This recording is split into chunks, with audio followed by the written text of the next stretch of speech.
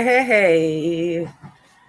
So here I am talking to myself. I hope somebody joins, but if not, I think I'm going to go back to doing more videos, of course, without live, but I wanted to get comfortable with this live stuff. Anyway, good morning. It is Sunday. I wanted to show off my new flags that I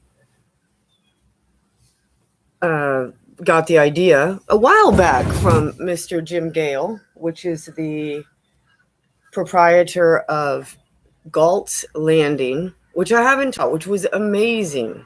So this is called the Peace Flag, and you can look that up. You just put in Google U.S. Peace Flag. Of course, the AI has already created a rainbow flag with an upside down cross broken, the peace sign, and the 6 colors, which are not the 7 of the rainbow, which we do need to talk about rainbows one day. This is the flag called the U.S. Peace Flag, and it acknowledges that we are not at war with our neighbors, is essentially how I take it. That I love my neighbors. I love this country. I love this country, this beautiful country. You hear the horses. And that's my neighbors. And we, that's what Jesus calls us to do. He calls us to love our neighbors as ourselves. Well, I love me, and I don't like pain. I endure pain, but I don't like it. So I speak so that others don't go through the pain, or maybe minimize the amount of pain they have due to false information. And that's my calling. And I think it's all of our callings who've lived life and made mistakes. And if you've made a mistake, then you're called to help other people out so they don't make the same mistake. And people don't like that. I don't want to say we are people of animals, and I grew up on a farm. So my concept of animals is a little bit distinct from people who got a pet when they were an adult and then lived in an apartment with them, or people who've gotten a pet who don't have children yet, and also did not grow up with pets. I think that's really the linchpin to my point of view, that people who do not grow up with animals don't have the idea that they are wonderful, complementary, wonderful lives that are just beautiful and organic and flow with nature. So I love the free cat and the dog that's not left in a pen, that he can run free. I love the horses that are in a pasture and eating grass, and hopefully that grass doesn't have pesticide on it, and hopefully there's no chemtrails going over your sky that might poison our soil, that might go into our water table. Hopefully that's not happening. I hope that's not happening. And then you're letting the nature happen with the cats and the dogs and the horses and the rats and the cockroaches and the squirrels and the coyotes and the fox. All those things that we have here where I live, they all work together, because the fox I don't want to say this wrong because I'm not sure, but let's say the coyote eats baby kitties. That keeps the kitty population down. That's how it works. But the kitties keep the rats and the mice population and the bug population down. My cats hunt lizards, right? That's how it works. I don't need pesticide companies or chemtrails. That means planes going overhead that are spraying a white trail. And maybe you don't know about this. I saw it here. I grew up here. This was an orange grove. This was our orange grove where this house is sitting. This house was moved on a truck here. It's about 100 years old. It's really interesting. Fantastic story. My mom did it, and they were going to tear down the house, And instead of tearing it down, which is a demolition cost, my mom said, well, I'll take the house, but then she pays for the move. So it makes me think maybe the truck company that moves houses and the demolition companies are connected or they have some kind of a price fix, right? But in any case, it came out way ahead, which is awesome. And I doubt that. And I'm sorry if you are a house mover. I don't mean to offend. I'm a businesswoman and I am an evolving thinker. And I have had several businesses in my life and have had a lot of experience. And it's been experience that has taught me to look at things from a lot of angles. It's so important to look at things from a lot of angles. And I believe that this digital movement, this binary movement, is precisely so that we do not look at variables beyond what is offered. And that offering comes through, I'm listening to my children. That offering comes through screens generally, or ideas that have been embedded into the community through very savvy tactics. I worked on a project. That means, I worked for a program. Isn't this interesting? The U.S. government has names for how they spend money. And let's just put it flat out what it is and how they spend your money. And that means every government, because I worked with the Colombian government and they replicate what we do here and what's done in France. It's in a very general way, but that's because people come and explain and are paid. I was a consultant as consultants to teach you how it's done elsewhere and how it's done better. Right? Like, how dare we think that anybody local could have a better idea than somebody who came from far away, right? Like that's been a huge part of my walk, is knowing that the credibility is very hard to get, right? Credibility is earned, as everything should be. And it's earned by how you behave and what words you say and if you fulfill your words. For instance, right now I have, and I'm going to get back to the project program point. I want to contact Victor. Victor is the guy that I did the salt rock electricity experiment with, 35-year-old-ish. I think he's 35. That's what he told me.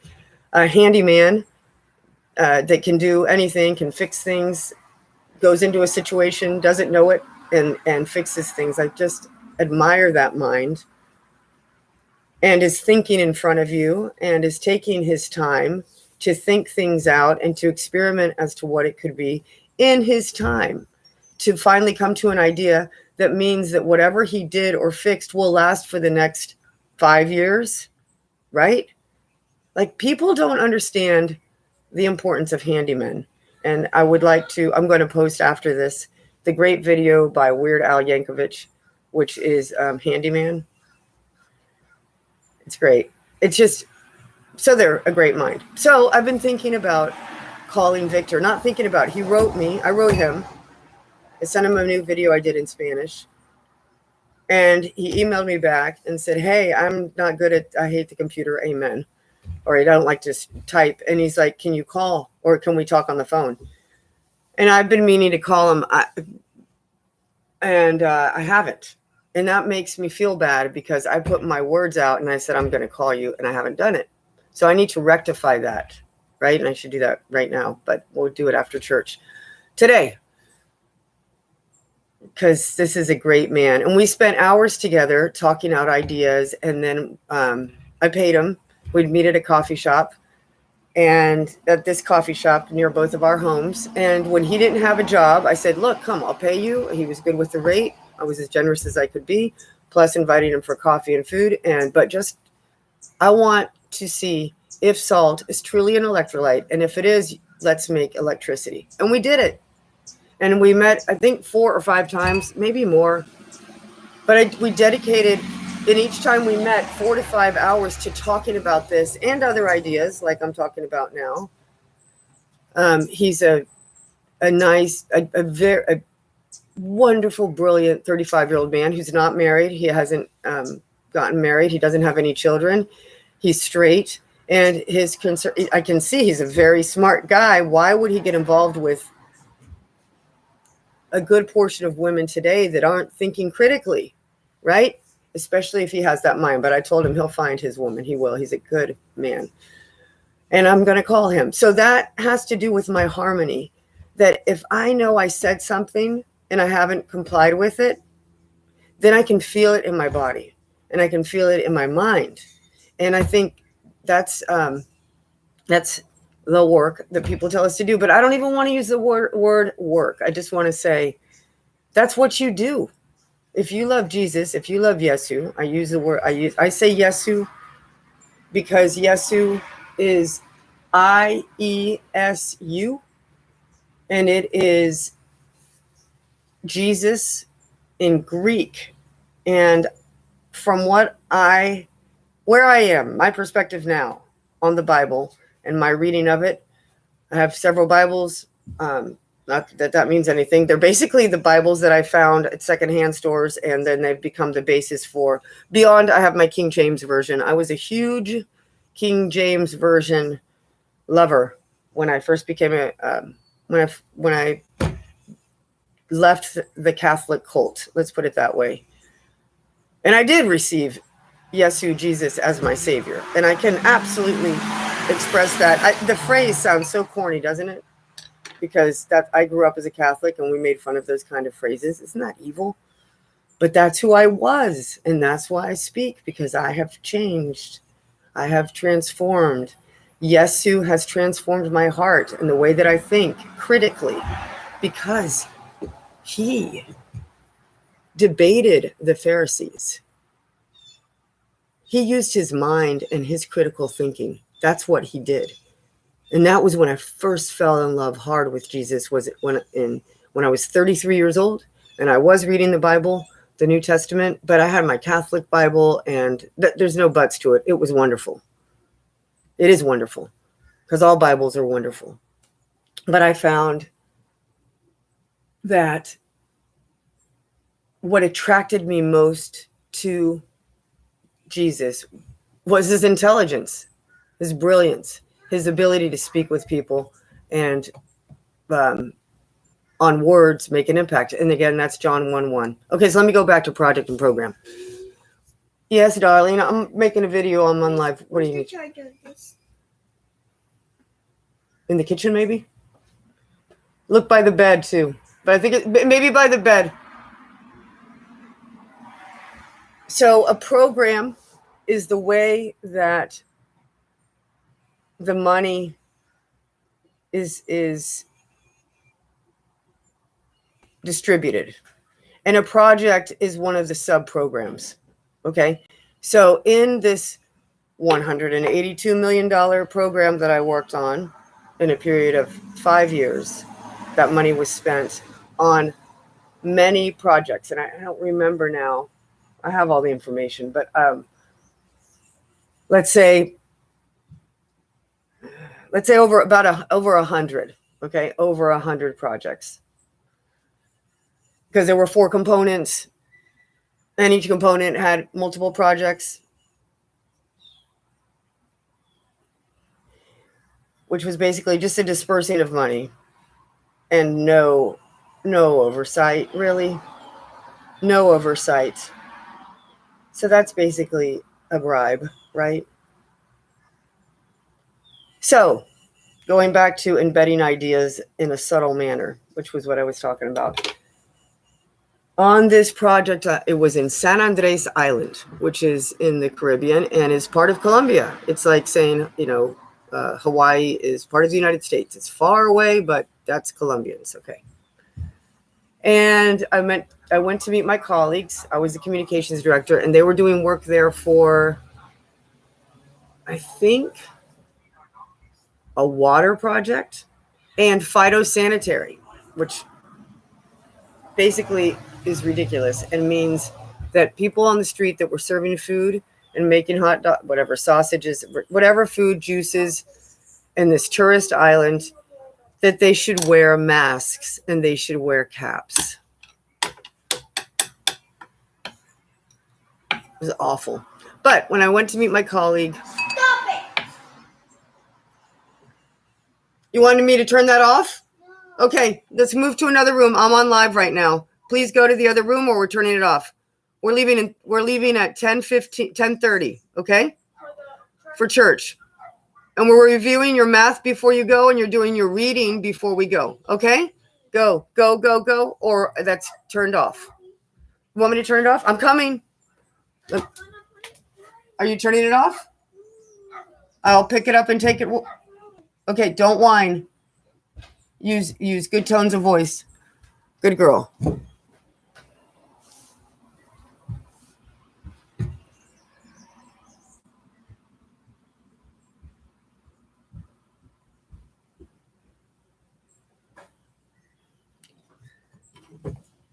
Oh yeah, we're good with time. So this water project.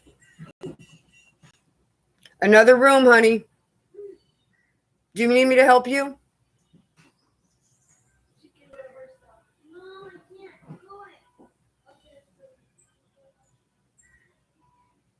Just be gentle, take your time, or I'll take the computer away, okay? Good girls. Juiciosas.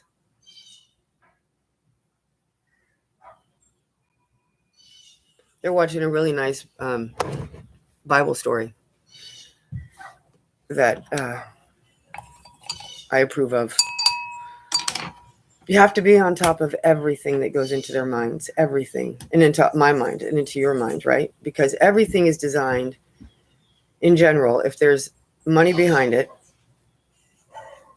or ideology behind it, which is financed by bad money, it is to infect your mind in the way that you think and to generate fear. This is all about fear. What's the greatest motivator that you just observed with my children right now? They really want to watch this video. I don't let them have screen time much alone. They're together, which is great. And that's my computer, and they know that. So what is the motivating factor for them to behave well? The fact that I said, I'm going to take it away, and that scared them. But I'm not using fear in a bad way. I'm using it in a teaching way. And here we go. All right, girls. All right, I'll come back live. I've got to resolve this. Okay, that's it. Well, I was recording, and now I have to stop recording to address you guys because I told you